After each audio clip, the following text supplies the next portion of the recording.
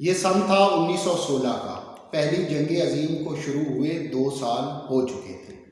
ایک طرف central powers تھیں جس کے اندر جرمنی، آسٹرو ہنگیرین امپائر اور سلطنت عثمانیہ شامل تھے، اور ان کے مد مقابل الائیڈ قوتیں تھیں جو رشیا، برطانیہ اور فرانس پر مشتمل تھیں۔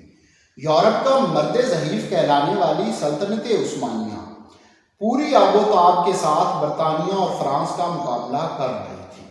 برطانیہ اور فرانس پے در پے حملے کر رہے تھے جس کو ناکارہ بنایا جا رہا تھا، لیکن پھر انگریزوں نے ایک کھیل کھیلا، اور یہ کھیل ایک عظیم غداری کے ساتھ جڑا ہوا ہے جس کو عالم اسلام کی سب سے بڑی غداری کہا جائے تو بے جا نہ ہوگا۔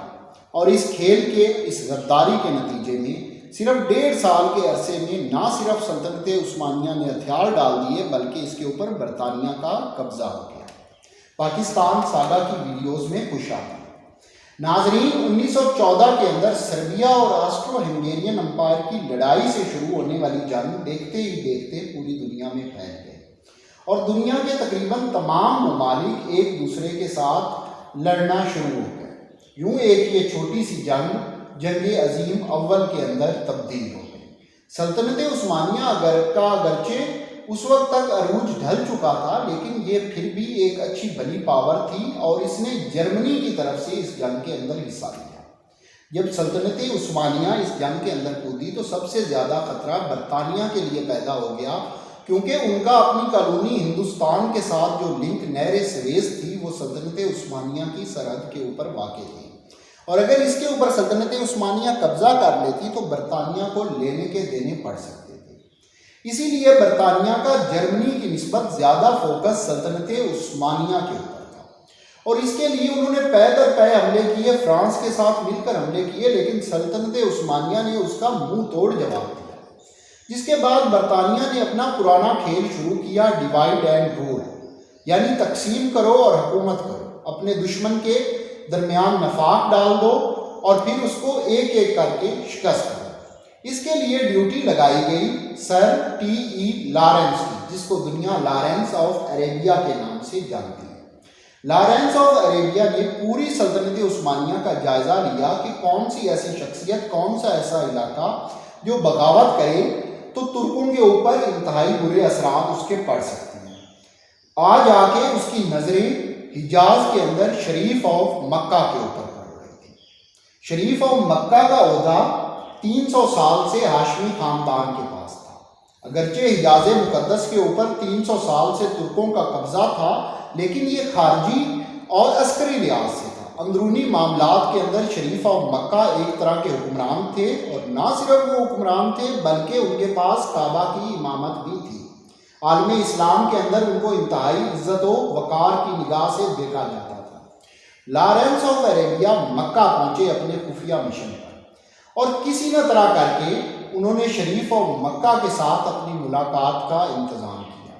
جب یہ ملاقات شروع ہوئی تو لارنس آف عربیہ کشمکش کا شکار تھے کہ اتنی بڑی شخصیت جس کا روحانی مقام بہت زیادہ ہے عالم اسلام کے اندر، اس کو وہ کس طرح غداری کے اوپر ابھارے اور کس طرح رشوت کی پیشکش کرے۔ اس کو یہ بھی خدشہ تھا کہ اگر وہ ایسی پیشکش کرتے ہیں تو ہو سکتا ہے کہ اس کا الٹا اثر ہو جائے اور اس کو گرفتار کر کے عثمانیوں کے حوالے کر دیا جائے۔ لیکن لارنس آف عربیہ کی حیرت کی انتہا نہ رہی جب خود ہی شریف آف مکہ نے اس کو آفر کر دی کہ اگر آپ مجھے حجاز کا بادشاہ بنانے کا وعدہ کریں، برطانیہ گارنٹی دے، تو وہ ترکوں کے خلاف بغاوت کے اوپر آمادہ ہے اور وہ عالم اسلام کو بغاوت پر اکسا سکتا ہے۔ لارنس آف عربیہ کے لیے یہ بہت بڑا انعام تھا۔ اس نے فوری طور پر مصر کے اندر برطانوی high commissioner sir Henry make Mohan کو اس کی اطلاع دی۔ ہنری میک موہن نے جب یہ ڈیل سنی تو انہوں نے فوری طور پر شریف مکہ کو خط لکھا اور انہیں وعدہ کیا کہ اگر وہ عثمانیوں کو شکست دینے کے لیے برطانیہ کا ساتھ دیتے ہیں تو ان کو حجاز کا بادشاہ بنا دیا جائے گا۔ اس کے بعد بغاوت کی تیاریاں شروع ہو گئی اور دن مقرر ہوا 10 جون 1916 کا، کیونکہ یہ گرمی کا مہینہ تھا اور ترک فوج جو تھی وہ اپنے گورنر کے ساتھ طائف چلی جاتی تھی گرمیوں کی چھٹیاں گزارنے، اور مکہ کے اندر صرف 1000 ترک فوجی موجود ہوتے تھے۔ لہٰذا 10 جون کی رات 12:19 پر شریف آف مکہ نے اپنی محل کی کھڑکی سے ایک ہوائی فائر کیا۔ یہ جو گولی چلی یہ علامت تھی کہ عربوں کی بغاوت کی۔ اس فائر کی آواز سنتے 5000 کا عرب لشکر جس کی سربراہی شریف آف مکہ کا تیسرا بیٹا شاہ فیصل اول کر رہا تھا، اس نے چاروں طرف سے ترک چھاؤنی کے اوپر حملہ کر دیا۔ ہر طرف سے گولیاں برسائی جا رہی تھی۔ ترکوں کو کچھ سمجھ نہیں آ رہی تھی کہ یہ حملہ کس نے کیا ہے، کیونکہ عرب بغاوت کا جو جھنڈا تھا وہ ترک جھنڈے کے ساتھ ملتا تھا۔ ترک فوج کے سربراہ نے فوری طور پر شریف آف مکہ کو فون کیا اور صورتحال بتائی، جس پر شریف آف مکہ نے اس کے سر کے اوپر بم پھوڑ دیا کہ یہ بغاوت تو کروائی ہی میں نے ہے اور تمہارے لیے بہتر ہوگا کہ فوری طور پر ہتھیار ڈال دو اور مکہ کا کنٹرول میرے حوالے کر دو۔ فخری پاشا جو ترک فوج کے وہاں پر سربراہ تھے، انہوں نے کمال بہادری کا مظاہرہ کیا۔ کم فوجی ہونے کے باوجود انہوں نے لڑنے کا فیصلہ کیا۔ 3 دن تک مکہ کے اندر لڑائی ہوتی رہی اور مکہ کی حرمت کا بھی پاس نہ کیا گیا، اور جب بچے کچے ترک فوجیوں نے بیت اللہ شریف کے اندر پناہ لی تو شریف آف مکہ نے انتہائی شفافیت کا مظاہرہ کرتے ہوئے جہاں وہ امامت کراتے تھے اور جو خدا کا گھر تھا اسی کے اوپر فائرنگ کروائی اور توپ خانے سے گولے گروائے گئے۔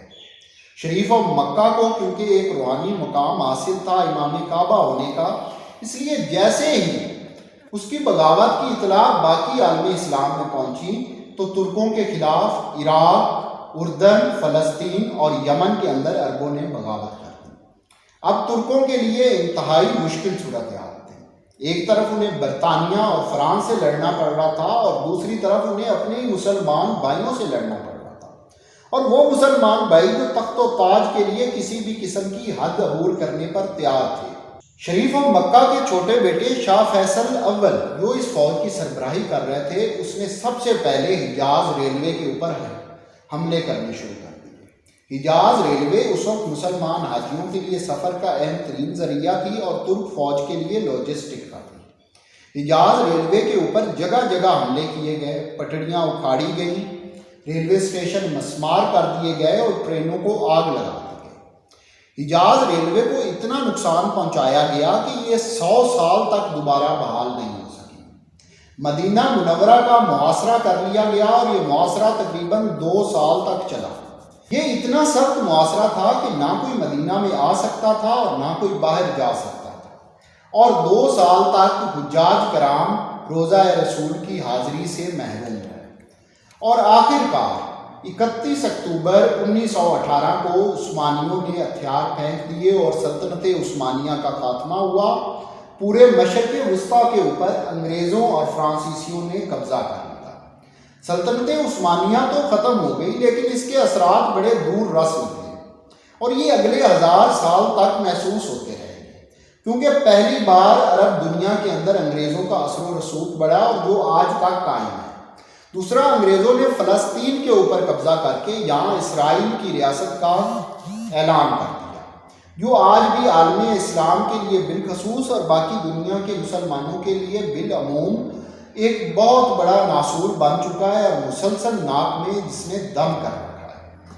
لیکن شریف اور مکہ جو تھے ان کو ان کی غداری کا صلہ مل گیا، اور برطانیہ نے نہ صرف وعدے کے مطابق حجاز مقدس کی بادشاہی شریف آف مکہ کے حوالے کی، بلکہ ان کے دوسرا بیٹا عبداللہ بن حسین اس کو اردن کا شاہ بنایا گیا۔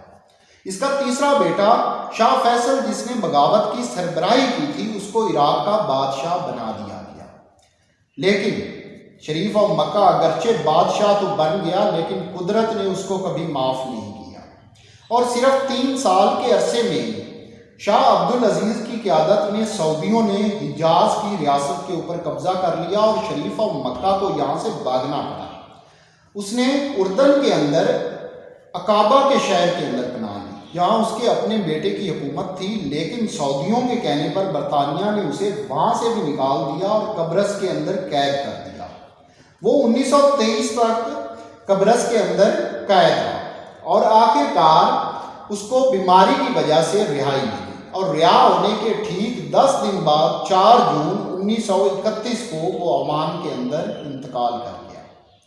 اس کا بیٹا عبداللہ بن حسین جسے اردن کا بادشاہ بنایا گیا تھا، اس کو 1951 میں گولی مار کر قتل کر دیا گیا، جبکہ اس کا بیٹا شاہ فیصل تو طبی موت مرا، لیکن 1958 میں اس کے بیٹے شاہ فیصل دوم کو نہ صرف حکومت سے الگ کیا گیا بلکہ عراقیوں نے اس کو قتل کیا اور اس کی لاش کو بغداد کی سڑکوں پر گھسیٹا، اور یوں شریف و مکہ کے خاندان نے اپنی غداری کا مزہ چکھ لیا۔ اس کو مسلمانوں نے تو کچھ نہیں کہا، لیکن قدرت نے ان سے انتہائی بھیانک انتقام لیا۔ شریف و مکہ کا کردار اتنا بھیانک، سفاک اور شرمناک تھا کہ علامہ اقبال جیسا شاعر بھی کہہ اٹھا، یہی شیخ حرم ہے چرا کے بیچ کھاتا ہے، یہی شیخ حرم ہے چرا کے بیچ کھاتا ہے، گلی میں بوزر دل کے اویس و چادر زہرا۔ ڈاکٹر علامہ اقبال کا کہنا تھا کہ شریف و مکہ اتنا گھٹیا شخص تھا کہ اگر اس کو حضرت فاطمہ الزہرا کی چادر بھی ملتی تو وہ اس کو بھی بیچ کھاتا۔ چینل کو سبسکرائب کیجئے، ویڈیو کو لائک کیجئے۔ آپ سے ملاقات ہوگی اگلی ویڈیو میں۔